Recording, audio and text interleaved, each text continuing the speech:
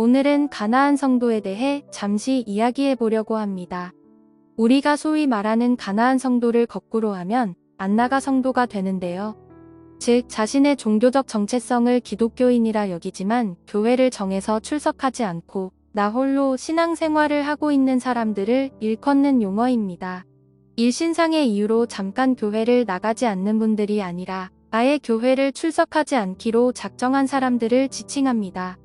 2018년 기준 우리나라에 200만이 넘는 분들이 가나안 성도라고 하는데 코로나 이후 더욱 가속화된 탈종교화로 그 수는 훨씬 많이 늘어났을 거라 예상됩니다. 왜 이렇게 많은 사람들이 예수님을 구원자로 믿으면서 교회를 나가려고 하지 않는 걸까요? 거기에는 여러 가지 이유가 있겠지만 교회에 대한 불신, 특히 목회자들에 대한 불신이 가장 큰 이유라고 생각합니다. 구제와 봉사 등 세상의 빛과 소금의 역할들을 해야 할 교회가 제 기능을 하지 못하고 겉모습만 화려한 대형교회 건물을 무리하게 짓고 프랜차이즈식 교회들을 세우며 세속화된 교회의 모습들 또는 다른 교인들에게 상처를 받았거나 그 안에서 부정적인 모습을 보인 것도 교회를 떠나게 된 하나의 이유가 될 것이라 예상합니다. 구원은 하나님과 나 사이의 지극히 개인적인 문제이지만 신앙생활은 공동체 안에서 서로 교제하며 양육되어지고 훈련받아야 성장하게 되는 것입니다. 지금 한국 교회가 위기라는 것에 많은 사람들이 이견 없이 동의합니다. 세상의 가치인 힘의 논리, 물질 추구와 세속주의, 혼합주의 등 비기독교인들과 가치관이 별반 다를 것이 없었기에 교회들은 거룩함과 순결함을 잃어버렸습니다. 어떤 분들은 익명성 보장을 위하여 대형 교회에 나가고 어떤 분들은 입맛대로 다양한 물건을 고를 수 있는 대형 쇼핑몰을 선호하듯 취향대로 예배를 드리며 모든 것이 풍성한 가운데 제공되는 많은 프로그램에 참여하며 교제를 나누며 인맥을 늘릴 수 있는 대형 교회를 선호하기도 합니다.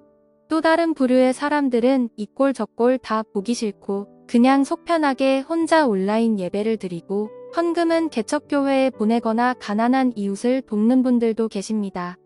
그러나 두 태도 모두 좋지는 않습니다. 예배의 주체는 예수 그리스도입니다. 우리의 편리대로 융통성 있게 변경하고 선택하는 것이 아닙니다. 우리가 현재 살고 있는 세상은 완전한 하나님의 나라가 아닙니다. 또한 지역교회는 완전하고 온전한 사람들의 모임도 아닙니다. 예수님을 믿음으로 구원을 받았지만 아직 육체의 몸을 입고 있기에 죄성을 가진 인간들의 집합소이기도 합니다. 나도 완전하지 못하면서 남에게는 높은 기준의 잣대를 들이대며 실망한다면 이것 또한 교만이 아닐까 생각합니다. 성도들은 처음부터 거룩한 존재들이 아니라 서로 부대끼며 모난 부분들을 다듬어가고 인내하고 절제하며 성화의 과정 속에서 성령의 열매들을 맺는 것입니다. 가정과 교회는 하나님께서 친히 직접 제정하신 사회의 가장 기본이 되는 공동체 기관입니다. 내가 대접받고 마음껏 누리는 곳이라기보다는 먼저 양보하고 인내하고 헌신하며 하나님의 나라와 의를 세워가는 곳입니다. 한국 교회의 위기와 부조리 속에서도 이 세상의 마지막 보루이자 이 땅의 소망은 교회뿐입니다.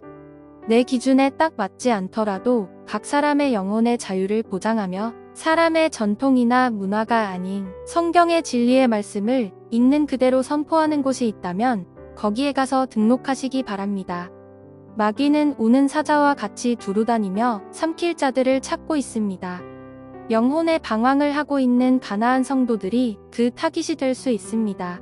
소속감을 가지고 교회의 보호 아래서 바른 교제와 양육을 통해 예수 그리스도의 장성한 분량까지 자라나시는 귀한 성도님들 되시길 소망하며 주님의 이름으로 기도합니다.